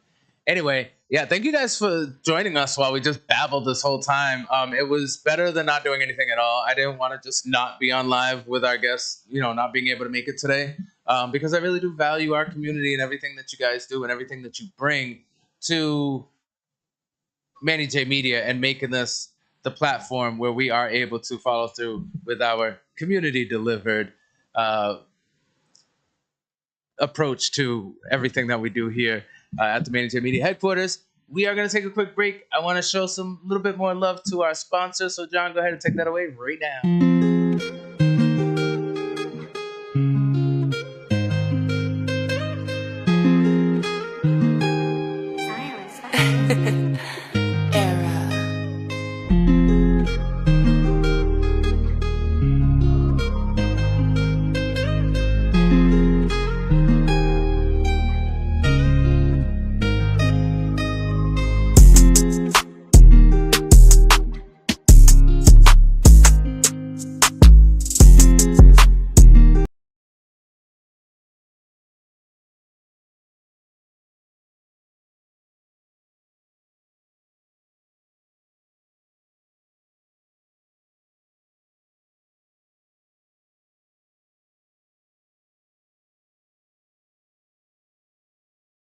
And welcome back, everybody, to Manny J Media. What did you call it, John? Manny J Media Throwback? I don't know why it's throwback, but you said it was something else. The Manny J Media Hour? I don't know. This is just us trying to fill in some space because we love you and we want to hang out with you. And we weren't able to because, our last guest. But now we got we're here. The man, the myth, the legend, Mr. Hollywood himself, Tommy Dwyer is in the house. What's up, my guy? I'm good. I'm so happy now that you're here. I missed you. Welcome back. Thank you for having me. John's messing with our lights. Always. He's I know, triggering my ADHD. Did you hear us talking about ADHD? No, but I have ADHD also. Yeah, I was coming from therapy. From therapy. Isn't it great? Yeah. I love therapy. I do too. How's it been working? I had two therapists. I had a therapist and then I had a hypnotherapist. Ooh. Is that real? Does that actually work? It's real. Yeah. I didn't think it was. I was like, oh, this is like not legit. Really? Dude, first time I went in there, did you quit cigarettes? No, I started. I was afraid to start. I was afraid to start smoking. Yeah, I didn't mean listen. No. It's a scary thing. No, I had like. I hear those things kill you. I'm telling you, man. There was I had some like crazy health anxiety and stuff right when COVID hit. Yeah. I don't know, but Carrie was like a nurse in the COVID ICU. So I didn't know. Yeah, dude. So she had nothing but COVID-only patients when the first thing started. Poor thing. Dude, and we had two. Shout out to Carrie, by the way. Yeah, She's amazing. Yeah. And you had the babies, I know. How scary was that? It was super scary. Like not wanting to bring COVID home to your babies every day. Yeah, and dude, I never knew. Should we take a break real quick? Happy birthday. Right. She's up here. Oh, happy birthday. I was thinking, My mom loves you, you know. I know, I love your mom. Yeah, she shows you. Yes, she shows you love all the time online. Appreciate it. She always talks about you, and yes, she wants to come to a show just so she can heckle you. I'm a little like worried, but like I'm into it. It's kind of crazy. Yeah, she loves to heckle people at and comedy shows. I don't understand it. You know how I know she's serious? She like DM'd me. She's like, I'm serious. Yeah, she's like, not joking. Yeah, and I'm so sorry in advance. I'm ready for it. You know, she always told me a story. I don't know if you remember. Oh man, I can't even remember the name of it now. There was a Aku Aku. Oh yeah, the comedy club. She told me that story. Yeah. Bro, my whole life I've grown up hearing about her getting kicked out of the comedy club for heckling like a comedian. It's an honor to get kicked out of the Aku Aku. Isn't it best? Yeah, I think so. Yeah. Yeah. Listen, she needs to come on one of your sets one day, open for you or something. We'll see. Actually, no. So just I'm very worried. Yeah. I actually stopped doing comedy when she said that. I haven't done it since. I haven't seen you out there. Where have you been? Actually, making movies, bro. I know you've been very busy, and you were there. I was there. Before we get to that, I did want to tell everybody a big reason why I have Mr. Tommy Dwyer here today, and not only because I love you, of course I love you, and the stash. You brought the stash. I told you, bro. We took a poll. I am a stash boy now. Yes. The vote was yes. The original invite was for the stash. It wasn't even for you. That's what I'm getting a lot of invites now. Just bring the stash. Leave Tommy at the door. But you and Hollywood Film Group and a bunch of other creatives in the can I say Hollywood East industry? Yeah, I'm not gonna stop you. Yeah, why not? Right. Independent movie industry here in New England came together and really did some amazing work just a couple weeks ago, creating a movie that is going to be premiering this weekend. Yeah, this weekend at the Dead of Winter Horror Festival at Mechanics Hall in Worcester. And did you go last year? I did, of course I did, bro. I walked the black carpet. I was just testing your memory. I was jogging your memory. Yeah, do you remember me there? No, I don't know what was in that makeup that lady was dusting on my face, but I lost everything. I didn't even know I just thought you were sick that day. I was like, oh. Yeah. It's like, why are you so pale? You almost look dead. You know what's messed up? You were still like darker than me. Yeah. They had me white, but I was still good. They're like, we can't get you that pale. No. We were going for Gomez and I remember. Yeah. What was the lady's name? Yeah. Morticia. Morticia, yeah. Morticia. Tish. I call her Tish. Yeah, Tish. Yeah. Oh man. Tish. Oh my god, I can't. So anyway, but I don't want to give my mind started going places and I had to bring it back because let's reel it in. I think I'm funny sometimes. You are. Well, thank you. I appreciate that. But sometimes my humor comes off inappropriate. Gotcha. Yeah. So I know there's a time and a place for that. Yeah. Before we get to that, I want to talk about the movie first because then we can go in random land in just a second.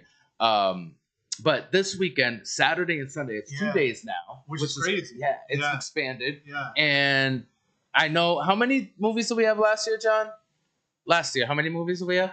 9. This year we have 25. Yeah. How crazy is that? How excited are you that we're pulling? And when I say we, I mean we, as in Manny J Media, Hollywood Film Group. Yeah, it's awesome. Hollywood. I'm so pulling this kind of things together for Worcester. I'm so excited about the festival this year that I wrote Soulless just for the festival. That was the whole. You could have fooled me because it's kind of like it feels like. Sorry, feels like a lot of time and energy was put into this. It was because I wanted to make a really good movie. But I went to it last year and I was like, why, as a Worcester filmmaker, do I not have a film in this? Like, I want to be a part of this. I want to do what we can to be a part of this. And what they do and what they put together was awesome last year. This year it's going to be even better. Yeah. We have a table. We're going to have a table, a Greatest Grand Productions Hollywood Film Group table, where myself and some of the cast will be there. And on Saturday, we're sponsoring a table for my friend James B. Jones from Love on the Spectrum. He'll be there Saturday. So awesome. If you watch that show, if you like James, come check him out. He'll be there doing autographs and pictures and all that sort of thing. So, excellent. Yeah. And where can people go catch up with James in the meantime so that maybe they don't know him, they want to get familiar? I think it's on Instagram. James B. Jones. James B. Jones. Yeah. Go look him up. Yeah, look him up, man. Yeah. All right. I don't know. Maybe John could put it in the comments or something. Comments. Yeah. Do your job. Yeah. Do that production stuff you do over there, man. Yeah. when the talent has to tell the production how to do we're their over job. here sweating. Listen, under these the lights are not He's easy. over there, yeah. In the Sipping AC. tea on So- the air conditioning. I can hear it from here. I can't Yeah. feel it. I can hear it. I Right. see his hair blowing. It's Just put it in the comments, will you? It's not that Did you hard, do it? John. Did you do it yet? It's just a couple tippity Yeah, taps. James B. Jones. Gosh. Yeah. So Oh, there he goes. I saw his screen light up. yeah, Oh, he's awake now. the screensaver went off. Just a minute ago, you see the Yeah. little window bouncing around in his glasses. Minesweeper on the computer. Oh man! So what are you most looking forward to this weekend? Obviously, the premiere of Solus, but outside, Yeah. there's so much happening Honestly, at the dead of winter. yeah, there's some super cool panels. I'm excited to just meet other local New England filmmakers, people that are interested in New England film. I think it's a great. Last year, I know John sort of impromptu put a little panel together where he brought a bunch of filmmakers together, where I met some really cool people, and like that's what I want to do. I want to Yeah. meet other creative people in the area that are looking to make productions and see if we can make their productions come to life. Absolutely. Speaking of meeting really cool people, we are hosting the 40th anniversary of the Toxic Avenger Wow. original cast. Yeah. Why did I say 40th anniversary? It's been 40 years since they've reunited, right? Yeah. Is that exactly what it is? They've never had a cast They're about reunion to. in 40 years. You're about to this Saturday, right? Saturday Here.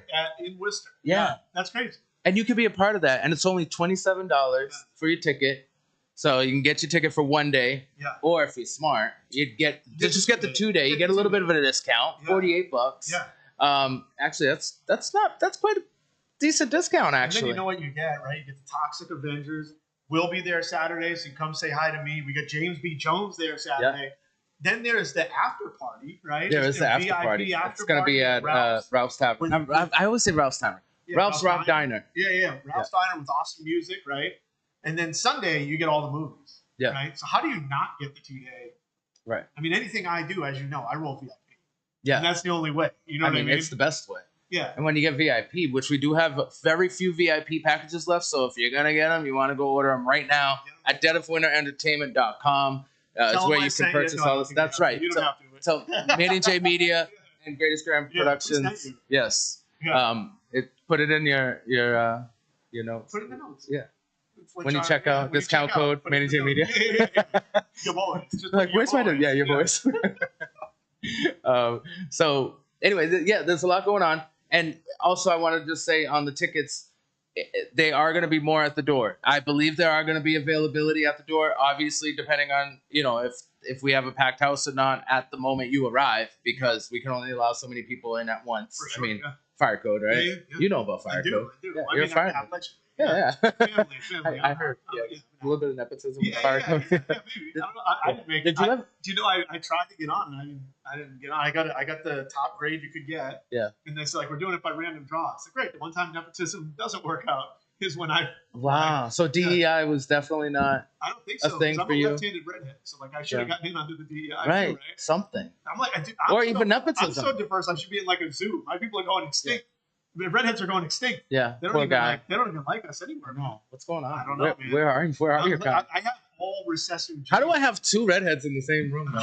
I got real lucky. That's like that chance I don't are know. low, right? Yeah. I'm at Solus, we had like me, John, Devin.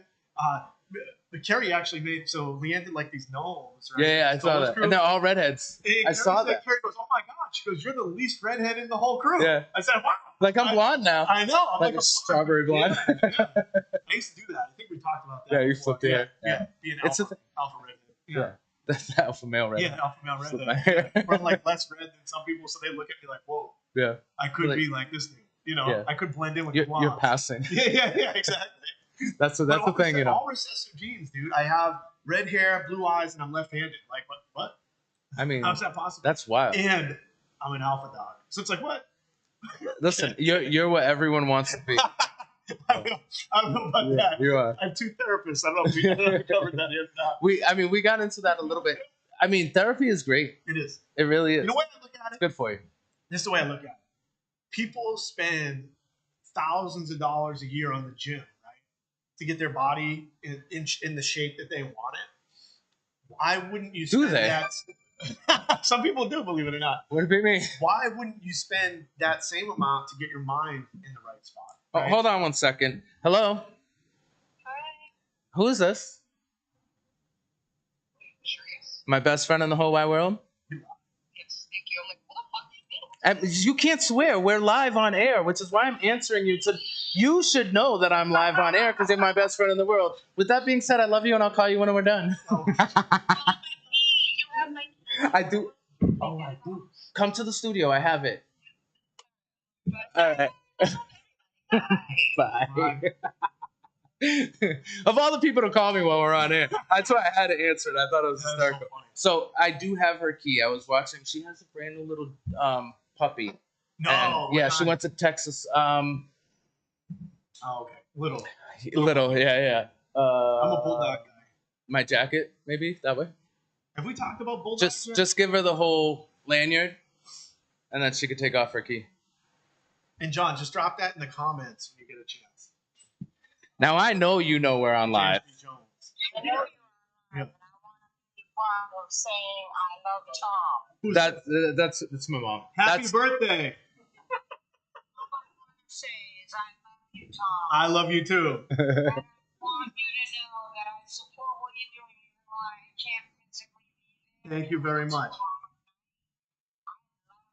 Thank you. I know, and I see your support, and I feel your support on Facebook, and I really appreciate it. I love you too, and I'm super, super happy to have met your son. He's a great kid. Oh, my man. Thank you. I appreciate it. All right, I'm hanging up on you. I love you. Happy birthday. Bye.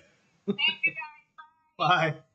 We're taking calls, bro. Listen, so that was one of the comments earlier. My mom said, when are we going to upgrade to the calls? And I mean, maybe we should. That wasn't so hard. I mean, you can't have my phone number, but maybe we can use the business phone.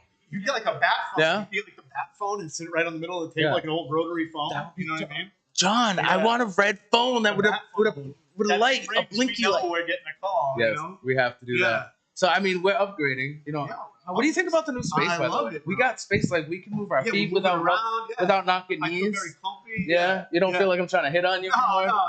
Like breathing on your neck. But like now, I feel good. Yeah. It's not so bad, right? Yeah. I take any kind of compliment I can get, to be honest. You know what I mean? Yeah. Not me, that's cool. Yeah. Nah, I hear you. But you do have a beautiful wife and two amazing daughters, which blows my mind that they walked in at this very moment. Timing, wild timing. Hello. Timing Shout out to Charcuterie Woo, right? Charcuterie Woo. Yeah. Did you forget the name almost? No. I knew it. You see that? I know. I was testing. You're good. You're good. By the way, they were beyond happy with how nice you treated them on set. That meant a lot to me. So, always. I appreciate that feedback. It was really cool. Yeah, and I didn't know that. Obviously, any feedback would make its way to you. It always does, bro. Yeah. Honestly, isn't that how we all should be anyway? Just like there shouldn't that should be the expectation of just kindness. Agreed. And so what we're talking about is I was working on the movie set Solace, and I had the prestige job of being what was my title, John? I think it was lifter. No, you were PA. I'm pretty sure my badge said lifter. And I walked around all day saying, I'm here to lift things for you. Just let me know if you need anything lifted. The lifter. Yeah. And maybe I was supposed to be the lifter of spirits. Yeah, that's what it was. Yeah. The spirits part must have fallen off the bat. Forget about that. Yeah, Leanne. Leanne, fine. Yeah. I mean, Spirit I'm lifter. sure you had enough toner in your printer, Leanne. You could have put spirit lifter. Yeah. Well, you were, though. Yeah. You were on the onset spirit lifter. Yeah, but I mean, I was guarding the food at one point because it's an important job. We needed that. Listen, you don't need everybody coming putting their grubby little onset fingers in the mac salad. Wash, you know? And especially when you have a beautiful display of charcuterie. You don't want that getting wrecked. No. By people just going. Yeah. No. And me as a germaphobe, too. I'm like, yes. Let's wash I want to make sure people are using the tongs that were provided. Thank you. And that's an important job. It is. That's why we have you around. Yeah. So I had to do it. But yeah, no. they keep me around to guard the food.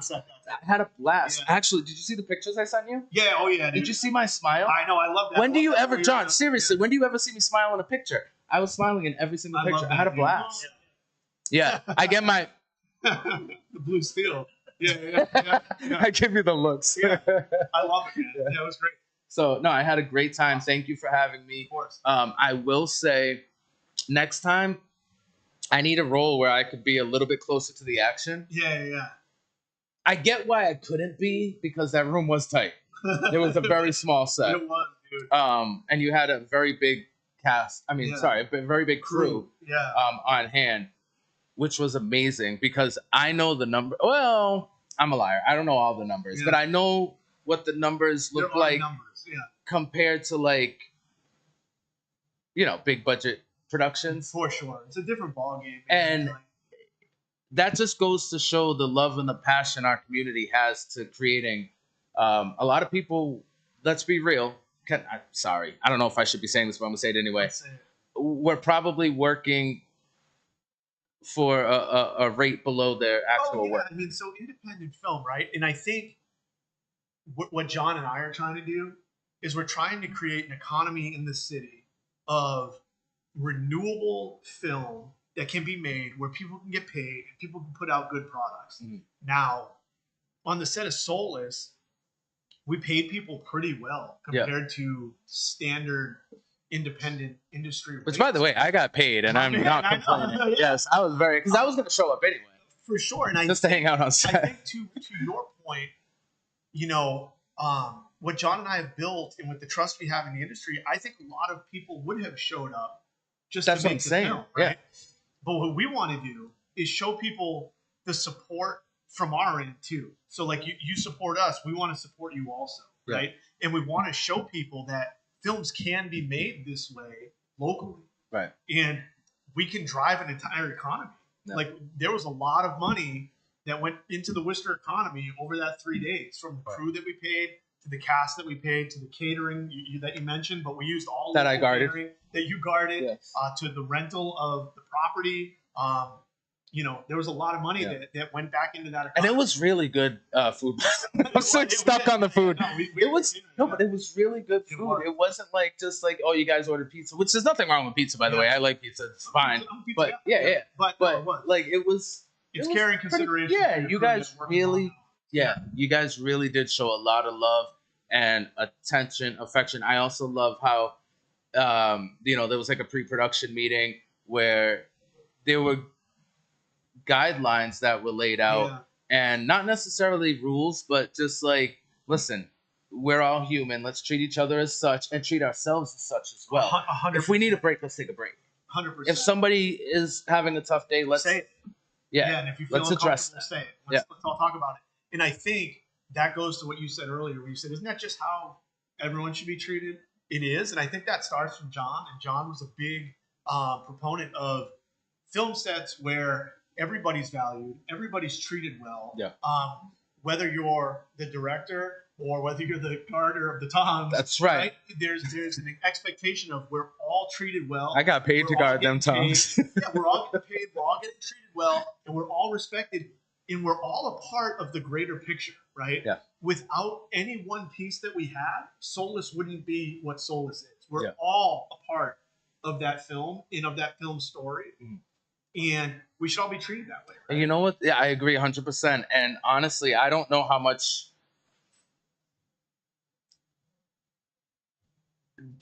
that was when we created Manny J Media.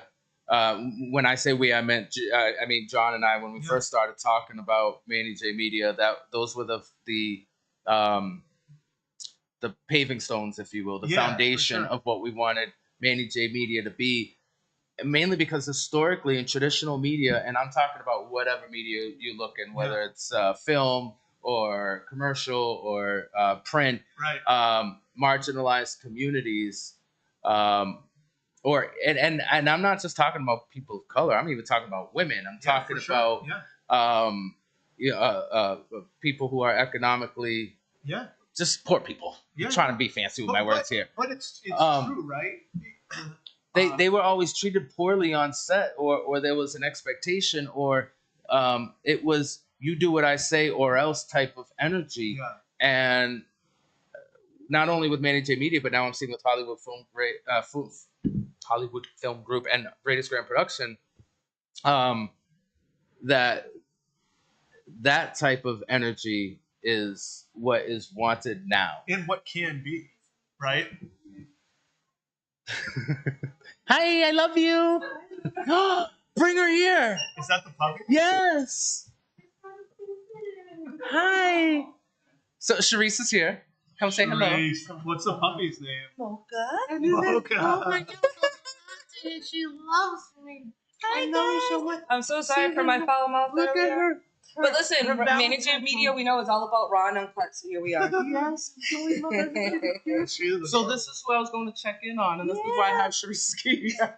Here you go. Oh, she's She hugging loves me. you.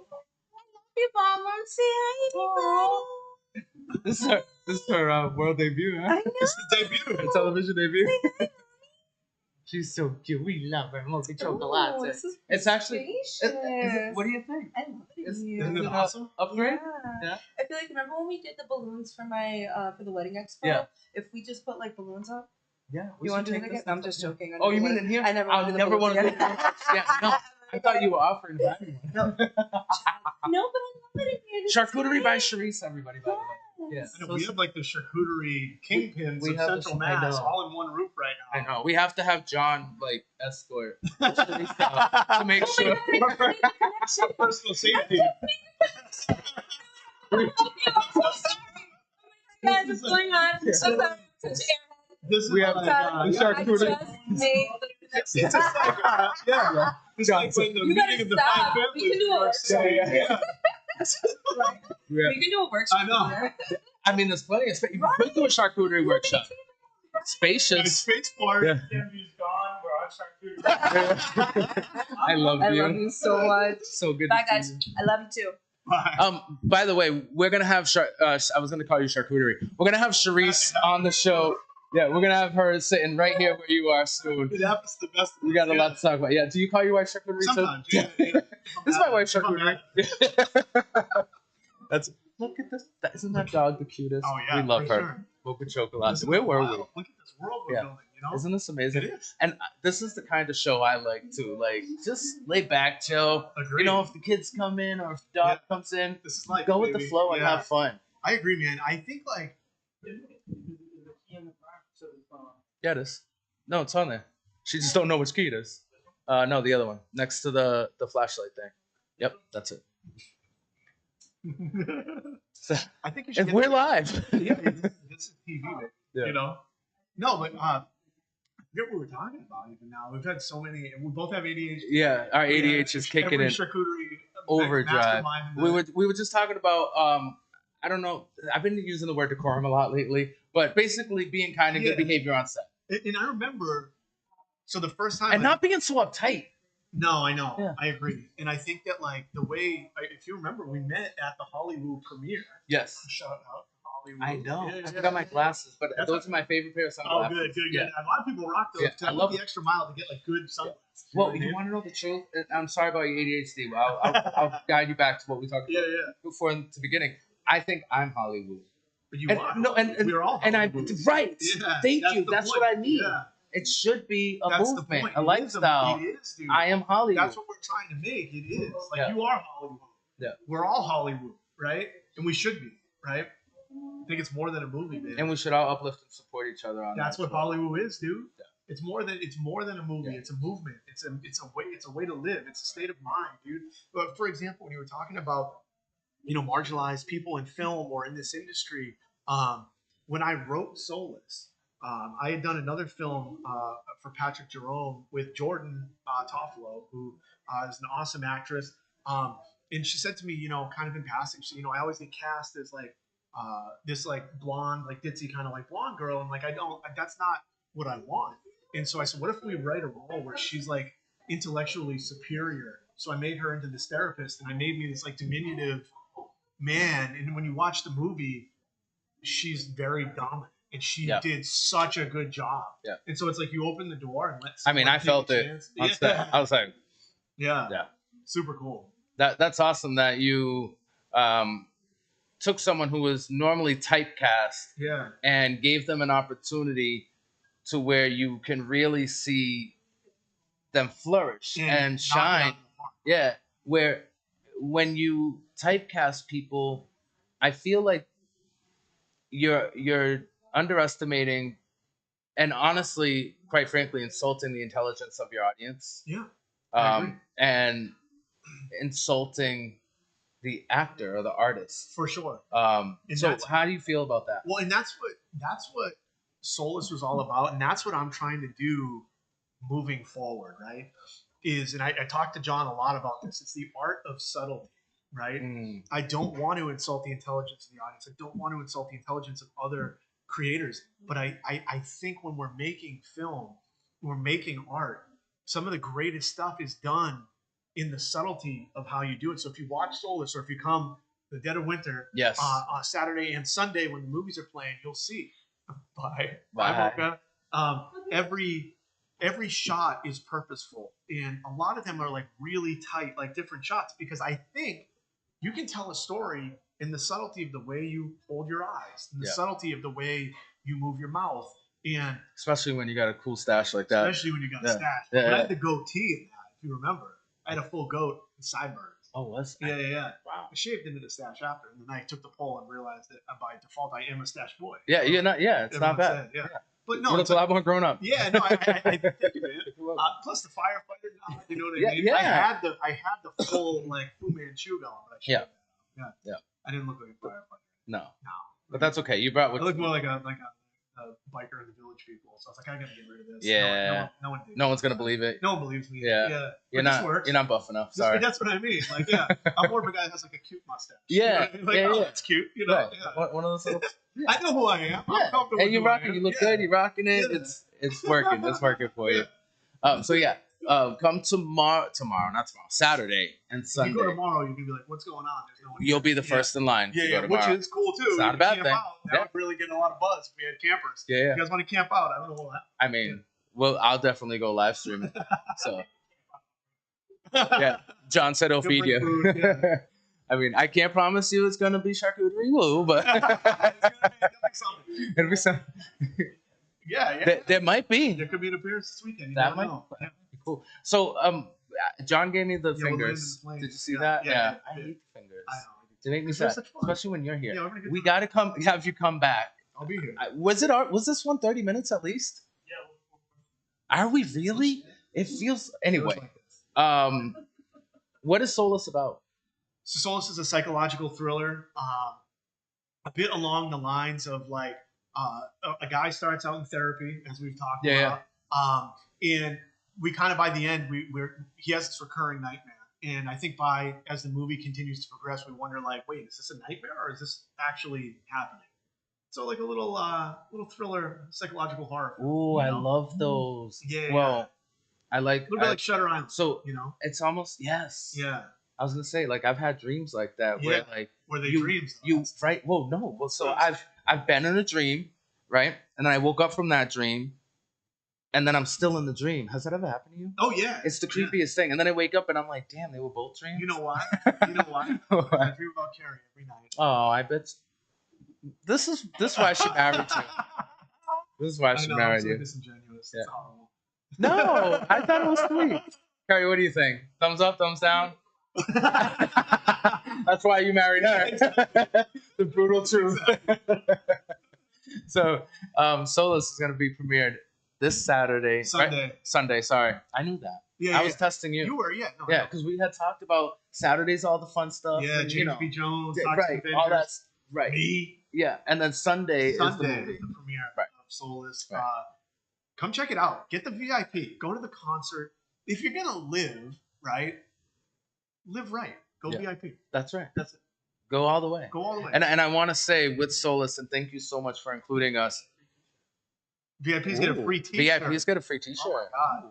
I didn't know that. Yeah, that's a big change. Yeah, there's a pretty. There's perks to being VIP. There's always as a boy that's VIP. Do we feed VIPs?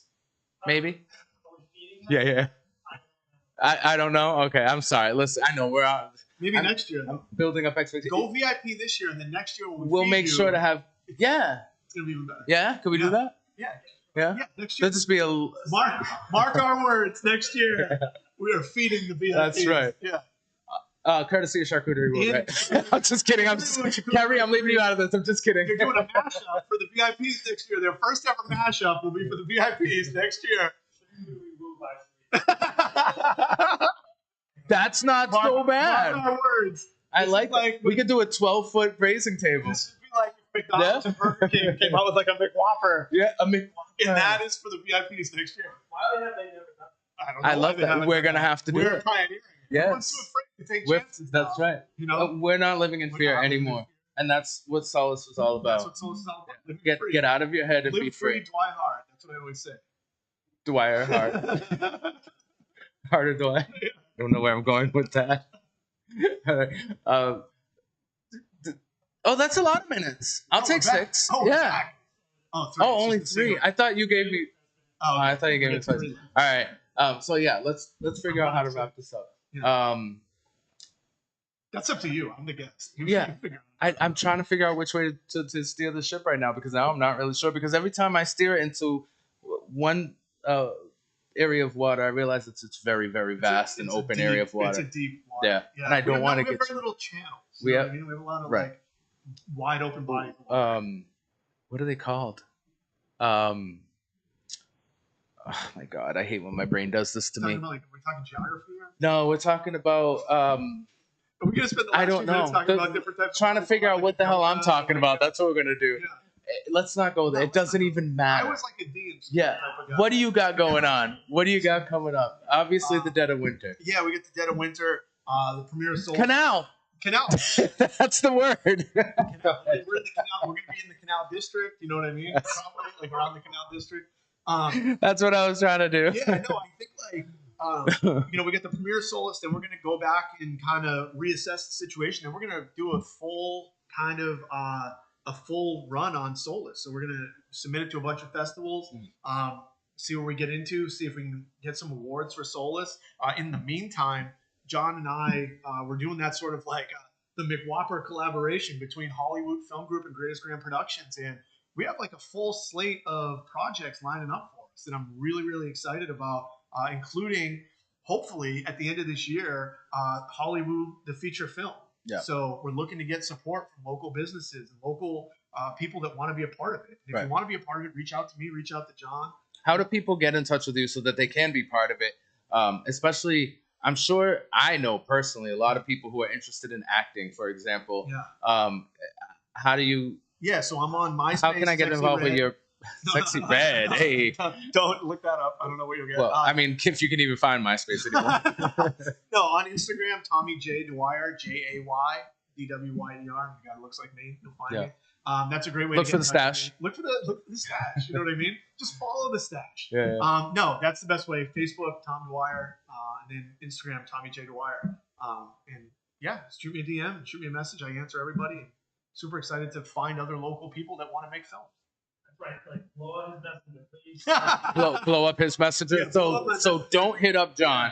Yeah. No, but if you are in production and if you're into sound, okay, all right, sound, audio engineering, video production, any of those things that are required in Yeah. making a movie, creating film, hit Reach you out. up Yeah. and let's Super excited to hear about start it. working together as a community. Exactly. Now, one of the most important things and what Hollywood is doing is uplifting people and creatives and artists For in sure. the community. And when they are given projects to support them and continue that follow through, what can people do to support you and to continue that follow through of seeing Solace or any of your future projects really becoming something, because it's gonna come back. For sure. Yeah, I think it's less about me and more about the community, right? So what you can do is go to stuff like the Dead of Winter Film Festival, right? Go to these events, support local art, support local creators, support local media, right? Anyone that supports you by default supports me. Anyone that supports me by default supports 100%. you, because we're a community. Yeah. Right? Well, we're So- brothers. Well, yeah, we're So brothers. you but- guys don't know this because there's a lot of personal things that go on that behind the we don't scenes. talk about. Yeah. But that Yeah. can go very far. yeah, But going down another canal here, right? we have talked a lot and appreciated each other. Yeah. All right. John's giving me the thing. We really got to go. So where Carrie's we doing that we too. are actually, in the creative community, a family. Absolutely. So all right, last thing, John.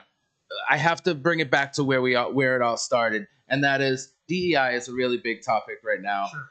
Not only in the community and in any kind of project area, but also in the nation. How do you feel DEI is imperative to the work that we do?